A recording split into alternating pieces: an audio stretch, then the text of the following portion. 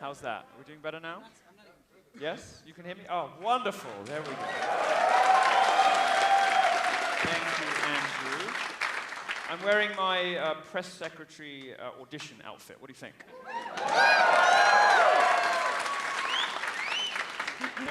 Thank you so much. Good evening, welcome to the Dangerous Faggot Tour. I am the faggot that needs no introduction, but I do like to give myself an introduction because I like the attention. So thank you for having me.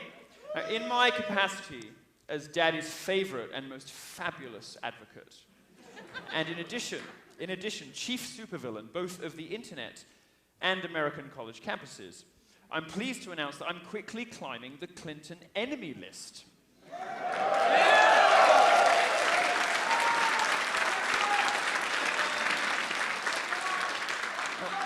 I don't know what happens when you get to the top of it. Perhaps a gift of some kind. I've no idea.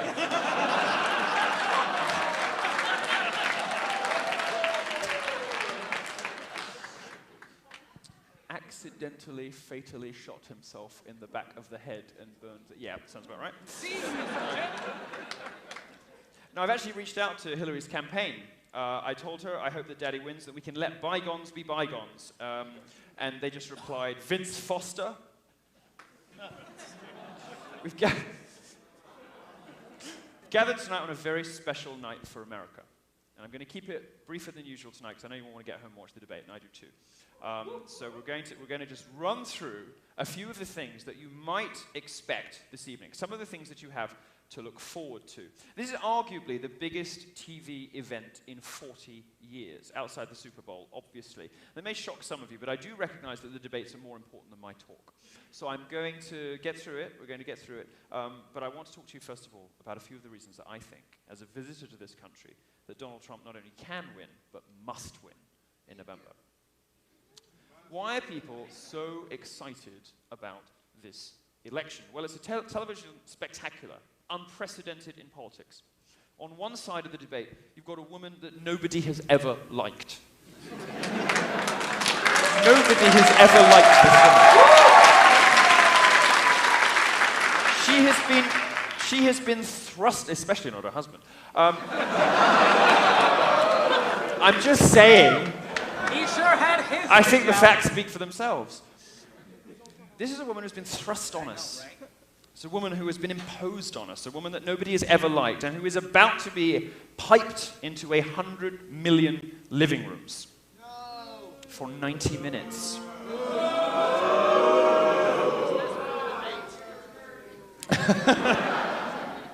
I wouldn't give her 10. On the other side, you've got a professional showman. One of the only remaining genuine TV stars in America, somebody who instinctively understands how television works. It's not difficult to imagine who might triumph in that scenario, but I'm going to go through some of the fun things that might happen anyway. I mean, he is amazingly good at this, floating the idea that Jennifer Flowers would be put in the front row alongside...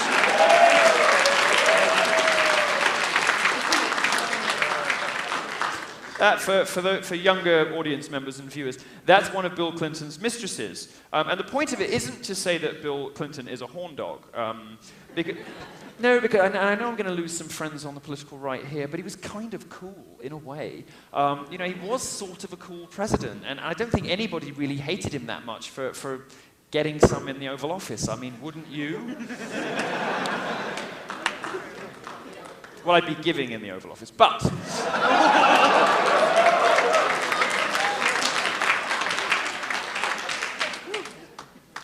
But the point isn't what Bill may or may not have done. He did. But rather what Hillary did afterwards, ruining the lives of those young women who came forward saying that Bill Clinton had, in at least one case, raped them. She systematically tried to destroy their lives. She went on television to ruin their reputations. Monica Lewinsky, who I think it's a shame that Monica Lewinsky is sort of trolling for sympathy now, so long after the fact, saying she's patient zero of public shaming, buying into the social justice cult. But it is certainly true, to give Monica Lewinsky her dues, that she was treated abominably by everybody. She was treated appallingly on all sides. And the primary motivating force behind all of the horrible things that were done to these young women's reputations was Hillary Clinton. That's your feminist icon, folks. Just imagine, the poor liberal feminists looking forward to a Clinton White House. They get there for some interminable rape seminar, something about rape culture on campus. Instead, to be greeted with classes like, is the bitch gonna talk? And how to suppress bimbo eruptions. This is the sort of thing you can expect, the sort of high-minded feminist ideals you can expect from a Hillary Clinton White House. I'm not given to conspiracy theories, but I like the idea. I mean, Bill's getting a little infirm now. He looks, I'm trying to work out which STD it is that did it.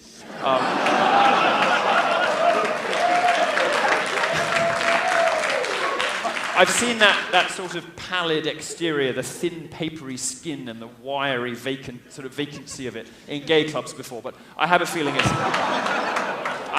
it's something else. I don't know what it is. But I like to think that even though he now falls asleep during his wife's speeches, finally he has something in common with the rest of America. Even though he falls asleep during his wife's speeches, he still does occasionally sort of do this, And I like to think he's sending us messages. Conservatives think that he's blinking, because he's trying to pick somebody up in the front row. And liberals think he's sort of trying to hold back the tears because he's so overcome with what a wonderful speech this is. I think he's blinking SOS. Stop her! Stop her!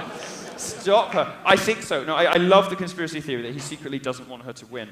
Now, look, I originally planned for this talk to be a sort of prep guide to the debate, but I want to touch on a bigger topic. And that bigger topic is what's going to happen after it. And so I went huge.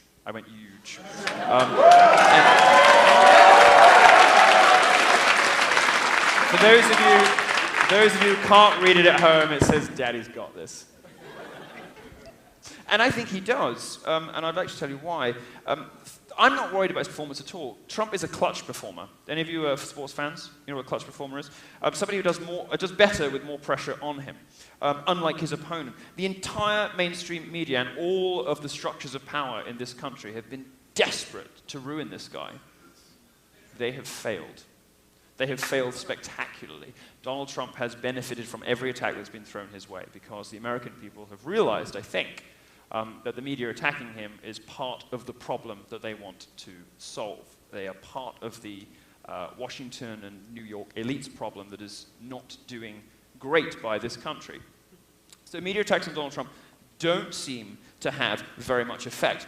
I am told the debate rules tonight, by the way, are going to favor Donald Trump. For instance, she has to stand for 90 minutes. No seats. No seats. No seats. No seats. There'll be no phoning a friend. Anyone know the dialing code for hell? And where else she got friends? And no commercial breaks. Remember that one she came back late from? Nobody could work out if she was having a catheter refitted, she'd fallen asleep on the loo, she just got confused and forgot where she was. Well, there won't be any of that tonight, because if she keels over, she'll be keeling over on the stage. We're told, by the way, that no matter what happens, there'll be no cutting away. So even if one of the candidates has an episode, the cameras will stay on. I don't entirely buy this. Anyone remember the Reuters footage that was cut when Donald Trump was receiving a Jewish prayer shawl in a black church? I mean, it just made liberal heads explode. But what? Cut the feed, just cut it. Live coverage of this just drops on networks that Reuters is providing because somebody somewhere decided that it just could not be seen. This could not be shown. Donald Trump engaging with blacks and Jews at the same time. No, we can't have this. Anyway, so I want to give you a word of warning about this evening, which is don't be surprised if mysterious technical errors plague the debate, just as you start to see Hillary do this. It could happen. It could happen. I mean, could you blame the producers for wanting to avoid an unfortunate accident on the way home from Hofstra University? No. If I were them, I'd be cutting the feed too. no safe space for people who embarrass the Clintons. Except the witness protection program. Or maybe an urn. I'll stop, I promise I'll stop. Let's make it on one thing. Trump supporters should be hoping for a cough-and-stumble-free Hillary this evening. Don't we agree, really? No, some of you don't. Some of you don't agree. Let me tell you why I think this is true. We should be wishing for her to perform well, because we don't need to beat her just because she is a frail, confused, evil old lady.